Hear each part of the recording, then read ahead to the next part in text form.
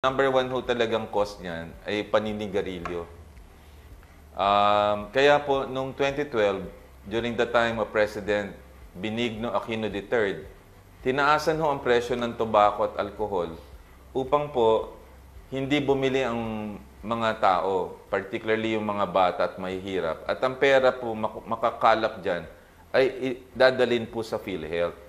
Para po, yan ho magbabayad kung mako-confine po tayo. At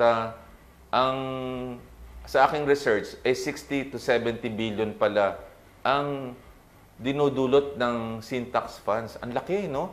60 to 70 billion a year.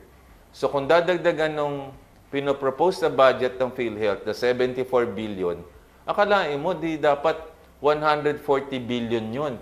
Sobra-sobra yan.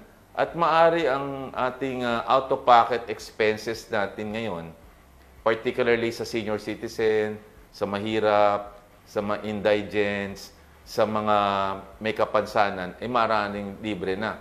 Tapos, yung mga nagbabayad, yung binemeno sa atin, sa ating bawat sweldo, na mga 5%, mabababaan yung premium rate natin. At eventually, mapapatulad tayo dun sa mga countries na binanggit ko.